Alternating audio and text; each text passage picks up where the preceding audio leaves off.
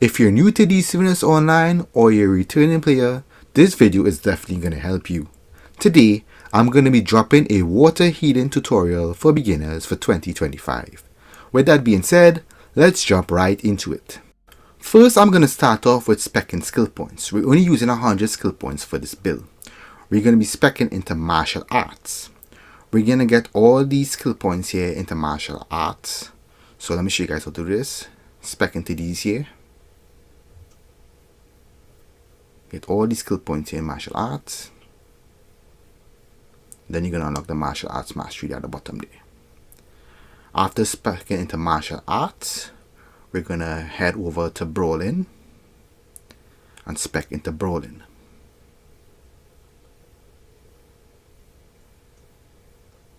The reason why I'm specking into brawling here is so we can unlock the brawling mastery at the bottom there. Shuriken store mastery. The reason why we want to use brawling is because brawling is a good weapon for lunging, and it also preps you to become a better player so you're able to clip in the future. This allows you to be able to clip your powers and so on. So let me demonstrate how to do that Shuriken store mastery. You're gonna tap, hold, just like that.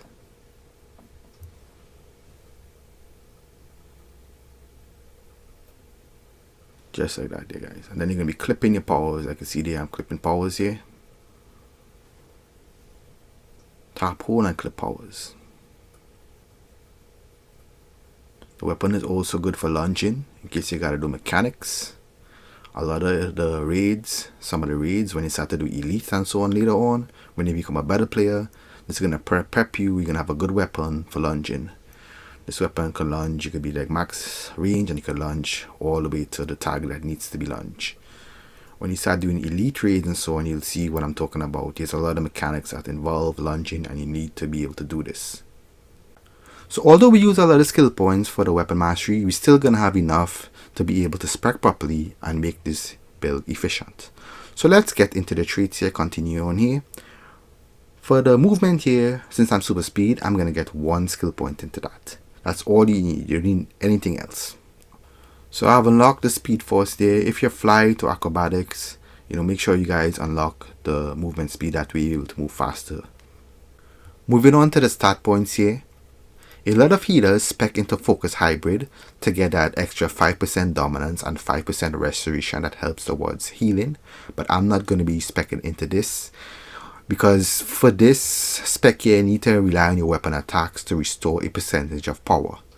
You will still be able to recover power from weapon attacks, only because we're using a specific wipe mod, and I'll get to that later on in the video. The reason why you don't want to spec into focus hybrid is because you still want to regenerate power without having to attack the boss, so you can be able to do mechanics like picking up and so on. So we're going to be specking into focus super powered. We're going to be able to get that 10% power and 25% power regeneration. So power is going to be recovering without having to rely on using a weapon a lot. So we're going to be using our powers only, and we still be able to recover that power, and I'll show you this later on here in a few. This build is going to be revolving on a build that you're able to maintain your own power. That way you could heal efficiently. So let me just put 1 skill point in focus superpower there. And let's go test that and see how much power I can recover just using my powers only. So let's first remove the allies, so the allies doesn't affect my passive power recovery here. I'll come to the allies in a few, guys, and explain the allies more in detail. Okay, those are removed so they don't affect my power recovery here.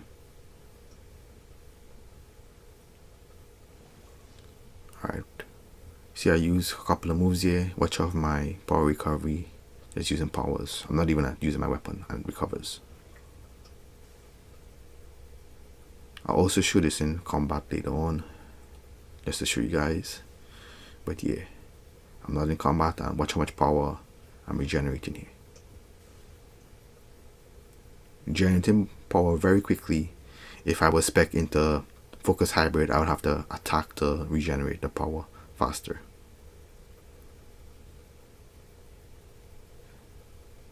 So continuing here with the stat points here.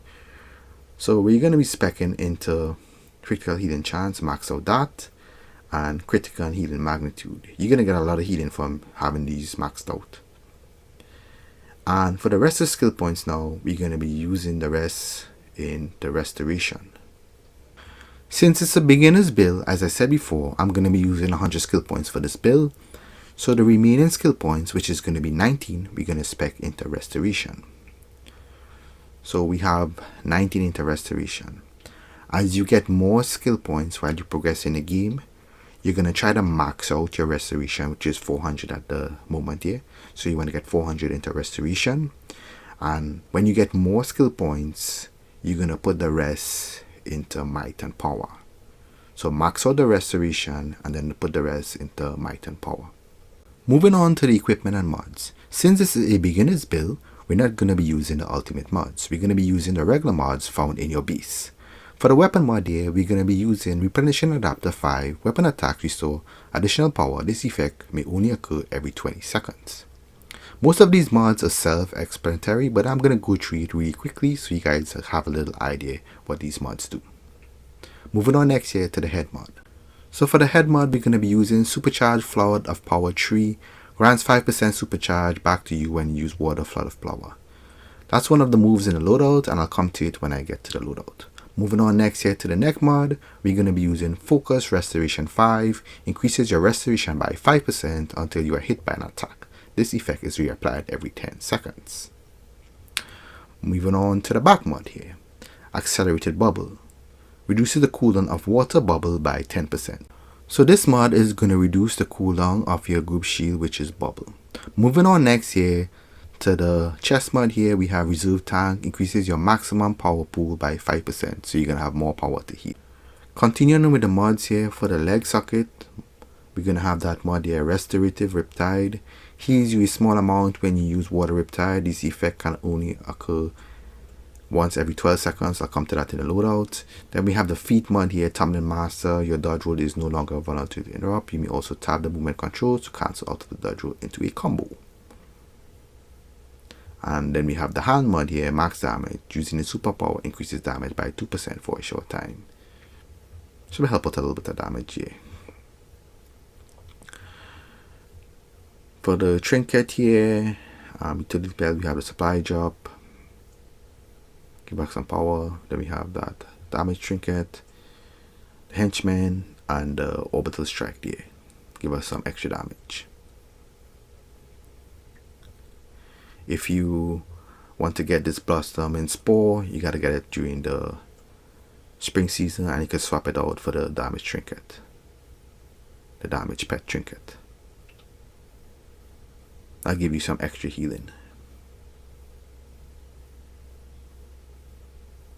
Costs 50 C pods, or it drops in the seasonal content, the spring content, spring event. For the consumable slot, you could use the regular consumables, but if you want to get the bottled city soda, it's a lot of benefits from it. At max, it's going to be 90% of max power and 90% of max health for yourself. When you max it out, you also going to get that red sun rush there, which in healer roll here restores 5% of max health for the whole group. Very beneficial for the whole group, but it's up to you if you want to spend some money or grind and get it. It's up to you. Moving on to the artifacts. For the first artifact slot, we're going to have the Page of Destiny artifact. You want to get that artifact to rank 160, and eventually you'll get it max to 200. The Page of Destiny artifact has a lot of benefits. You get 5% power, 4% restoration, and 3% health. Let's talk about Revivify real quick here. When a group heals a player above 40% health, it places a stack of Revivify on them, max 10 stacks for 30 seconds, and refreshes total duration of existing stacks. If an affected player drops below 40% health, Revivify will be triggered, expending all stacks and healing for an amount based on Revivify stacks. So what this means is that when you use your group heal, you're going to be placing stacks of Revivify on the players. And once the player takes a big hit, for example, the tank health drops below 40%, the Revivify will be triggered and it will heal the tank depending on how much stacks of Revivify you have. So if you have 7 stacks, it's going to automatically heal the tank for that amount. If you have 10 stacks, it's going to heal for more. Any player that drops, if the whole group drops below 40%, it's going to heal every single body in the group automatically. You don't need to hit a priority heal, you don't need to do anything. For the second artifact, you want to get the purple healing ray. Get this artifact to rank 160 and eventually you can get it to rank 200. The benefits when this artifact is maxed out is that you get 5% power, 4% restoration and 3% health. Let's talk about purple light. Healing charges your purple healing ray up to 4 times your total restoration with purple light. Once charged, your next priority heal or group heal gain new benefits and expense all purple light. So it scales with restoration. So as you get more skill points to increase your restoration, this is going to help out a little bit with the artifact. But don't worry about that, guys. The artifact itself can carry. Let's talk about Eponyr's Grace here, the priority heal. You and your heal target gain a shield equal to 2 times your restoration, which absorbs 20% of income damage for 8 seconds. So every time you use a priority heals, for example, the tank, use a priority heal on the tank is going to get that shield and you yourself is going to get that shield. So whoever has the lowest health and you use that priority heal, it could be someone else in the group, it could be a DPS, they're going to get that shield that absorbs 20% and you're going to get it also. It helps for a little bit to mitigate some damage, but it's really not that great, but it's alright, it's going to help out. So let's move on here. Resets cooldown of priority heal and group heal and restores 20% power. So that's very good for the build. The build revolves around restoring a lot of power. At 20% is going to help out. And also resetting the cooldown of priority and group heal going to help out a lot. So when I get to the loadout, guys, I'll talk about this more in detail. So let's talk about Carousel's Revitalization Group Heal. Places heal over time on you and your allies for 8 seconds. Increases heal over time value by 25%. So basically when you use a group heal, you're going to place healing over time on you and your allies for 8 seconds. And it also going to increase the healing over time done by a value of 25%. Moving on here, resets cooldown of priority heal and group heal and restores 20% power. So as I said before, it's going to be very good when I come to the loadout. I'll demonstrate how the priority heal and group heal, how we're going to be clipping our weapon and so on. And restores 20% power. As I said before, that's going to be very good for the build since it revolves around restoring power. So moving on here to the third artifact slot. The 2 artifacts that I just mentioned, those are necessary to be able to complete this build and be able to heal efficiently. However, the third artifact is optional. You could use any artifact you want for the third artifact slot. In this case, I'm using the Eye of Gemini artifact. The reason why I'm using this artifact is because I'm going to be using a supercharge in the loadout. You don't necessarily have to get this artifact. If you want to get it, it's up to you. Because the artifact do some healing and it also restores supercharge. So let's get into the artifact here. So if you get in this artifact, just get it to 160. 160 be perfectly fine. You can get it to rank 200 if you want, it's up to you. So continuing here, this artifact gives you 4% precision, 4% dominance, 4% restoration, 4% vitalization, and 4% might. So basically all rows you get a percentage here for 4%. Dominance and restoration in our case is going to help us with this build. So if you guys didn't know, dominance and restoration goes towards your healing and shield value. So continuing here, let me explain Gemini's vision here. Using a supercharge in combat attracts Caster's Watch or Pollux Gaze for 6 seconds if the player is not already under the same effect, cooldown 6 seconds. So let's talk about Caster's Watch since we're going to be a healer role here. Restores 2%, 3%, 6% health and 0.5%, 1%, 3% supercharge every second for supercharge abilities costing 2,500, 5,000 and 10,000 respectively. So what this means here is every time you use a supercharge, you're going to restore 2% health for 2.5k supercharge and 3% health for 5,000 supercharge, and 6% health for 10k supercharge. Same thing with the supercharge here, 0.5% for 2.5k supercharge, 1% supercharge regen for 5k supercharge, and 3% supercharge regen there for 10k supercharge. Moving on here, when Caster's Watch expires, all the friendly players within it are healed for the amount of health restored by Caster's Watch. So you'll be able to heal, get a little extra healing from Caster's Watch when your group members are standing in the green circle. And you also be able to regenerate some of the supercharge back to your group members. But the group members need to be close to you in order to get that supercharge regeneration. And when you get that artifact to 200, standing in Caster's Watch grants you 5% dominance, health, and restoration. So you get a little increase in your dominance, health, and restoration. That could help towards healing. So all this artifact is very good, guys. You don't necessarily need to get it. There are other artifacts you could use. For example, you could use a transformation card here. So these are the following stats here. Increase when we get the transformation card artifact max out to 200.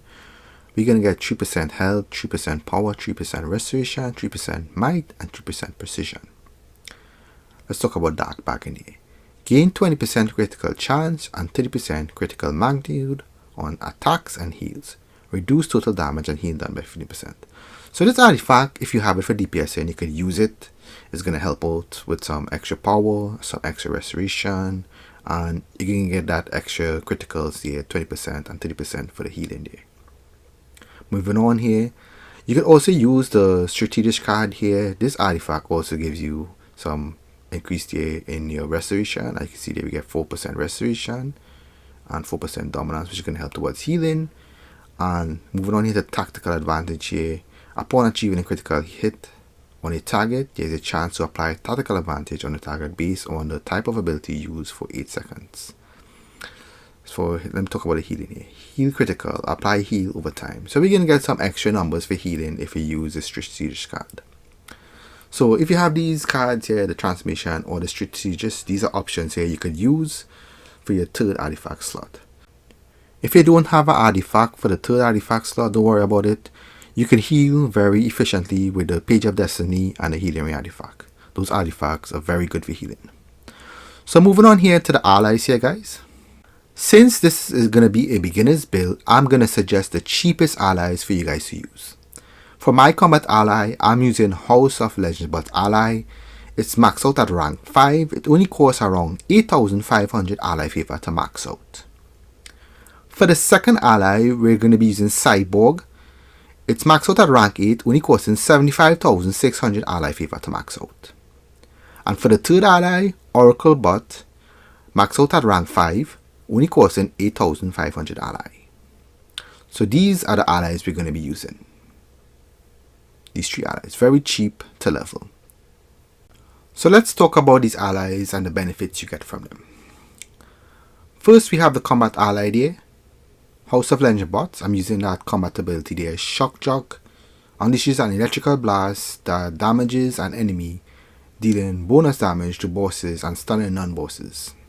So the House of Legends bot is going to contribute towards the boss damage and help the DPSs defeat the boss a little faster.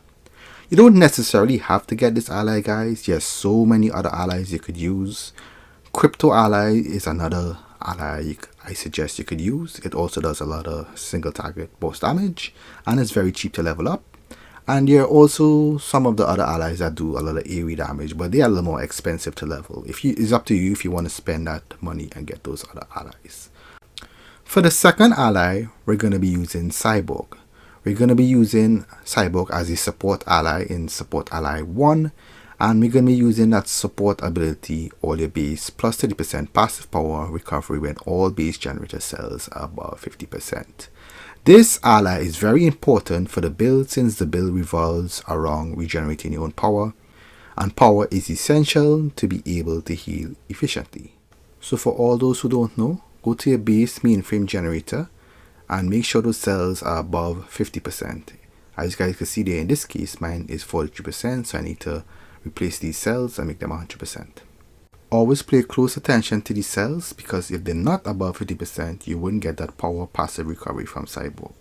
So for our third ally, we're going to be using Oracle Bot, support ability here. Task Manager, recharge 12.5% power after using 6 abilities. So I'm not next to the sparring target, so I'll be able to recover power. So let me use 6 powers here. 1, 2, 3, 4, 5, 6. Okay, you see the Aqua Machine Task Manager heal Aqua Machine for 68,318 power. You can use any power in the loadout, so maybe let me try spamming priority heal here. 1, 2, 3, 4, 5, 6. I can see the Aqua Machine Task Manager heal Aqua Machine for 68,318 power. So it doesn't matter what powers you use in a loadout. Once you use any 6 powers, you will recharge 12.5% power based on Oracle's support ability Task Manager. So these are the 2 main allies you want to get, Cyborg and Oracle Bot. These are your 2 main allies for support. Very good, very cheap, helps with the bill, be able to maintain your own power, and you don't have to rely too much on the troll. The main thing I've been seeing with healers, especially beginning healers, they have an issue with maintaining their own power and they're not able to heal the group efficiently. Moving on to the augments. For the adaptive augments, you want to use this one here, the Restoring Anti-Crisis Amplifier. This augment, you don't need to level it. It could be at rank 0 and you're still going to be able to benefit from that statistical recalibration there where you get plus 3% restoration in any content. So it's plus 3% restoration for one augment and plus 3% for the next one. So that's 6% restoration. You get that augment in episode 43, Death Metal Washington DC. So once you reach a level for that, I suggest getting that augment. If you want to level up other augments just for the feat, you can do that once you get to the end episode, the end game episode. But make sure you guys keep this augment because you could use it to heal any content and you get 6% restoration. For the origin augments, you want to get the Restoring Rune. You want to get 4 of them and you want to get them to rank 4 too. So start working on them. Start putting experience, those exobytes into them and leveling them up. Max rank 4 too, as you can see there. That's going to help increase your restoration. So let's talk about the loadout here, guys. Pay very close attention. I will demonstrate how to use this loadout and I will explain all the powers in great detail. So let's talk about Bubble here. This is going to be our 4-man shield. Surround yourself with a protective bubble that prevents incoming damage. Healer roll also surrounds up to 3 group members with a bubble that prevents incoming damage. So you're going to be protecting you and your group members, which is going to be 4 people in the group. Then we got Riptide here. Summon a powerful current of water that removes the cooldown of the previous water superpower you just used. So Riptide is going to be used to reset your 4-man shield, which is going to be Bubble, and it's also going to be used to reset the 8-man shield, Tempest Guard. Healer roll here also guards up to 7 group members with a shield that prevents some incoming damage. So that's Tempest Guard here. So it doesn't mitigate full damage, but you know, it prevents some incoming damage. Very good shield to have. So depending on the instance you're doing, you will reset the shields accordingly. If you're doing an alert, you will reset Bubble, and if you're doing a raid, you will reset Tempest Guard. So let me demonstrate that for you guys here real quick. So I reset Bubble here real quick. I hit Bubble, then I hit Tempest Guard. Wait for it to cool down, do it again. So fast I do it. So that's how you reset the bubble here. Activate the bubble again.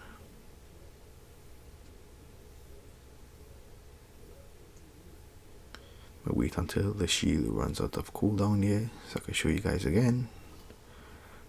That's how you reset Tempest Guard here.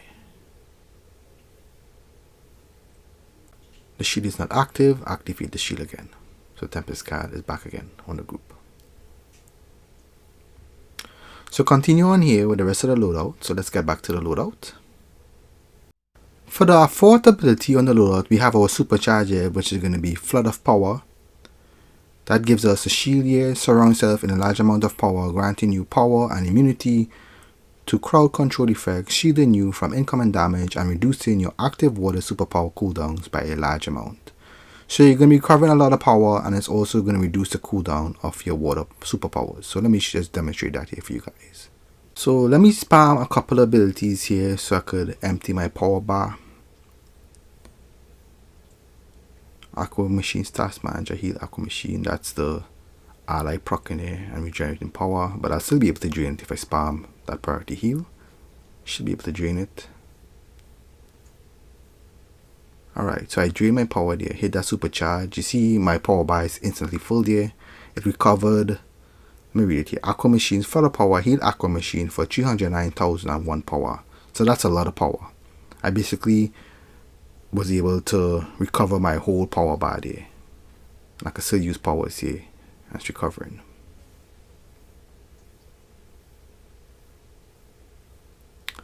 So let me demonstrate now how the supercharge resets the moves of the last, well, it doesn't even matter. You can reset all the moves that you just use. The flood power, when I pop it, it's going to reset every single move that I just use. So let me demonstrate that for you guys here. So I used Bubble and Tempest Guard and was able to reset both powers here. And now I could still keep on spamming power there, and the power generation is crazy. It's immediately recovering the power. So I could just spam. So yeah, that's it for the supercharge here, guys. Moving on next to the group heal and priority heal. So for the group heal, we have Mending Wave. Let me read it here for you guys. Group heal, cause a rejuvenating rush of water to wash over you and 3 injured group members, healing them. So that's your group heal here. Moving on to priority heal here, we have Soothing Mist. Priority heal, cover yourself and your least healthy group member with soothing water, healing them. So backtracking to the artifacts here, remember what I said? The artifacts play an essential role towards the build, and for healing, the Page of Destiny and the Purple Healing Ray, those two artifacts work in synergy with your group heal and your priority heal. So now I'm going to demonstrate how to use a loadout in a raid. You're going to start off clipping Tempest Guard with Riptide, and then you're going to hit Bubble right after. Just like that. You also want to use the Broaden Mastery to clip your group heal and priority heal. So do it just like this here. Also clip the Broaden Mastery with Tempest Guard, Riptide, and Bubble also. You want to use the priority heal and group heal as often as you can, as it will help with the artifacts, help proccing that Revivify and so on, and help recovering power faster, and help with the cooldowns of the group heal and priority heal also. So that's it for the video, guys. If this video was very helpful, please give it a thumbs up, share it to your friends that play DCUO online, and you could subscribe to the channel for more videos like this. With that being said, I'm going to leave you guys here. You guys take care. Also guys, if you guys interested, you guys could check out one of my videos here in the end screen.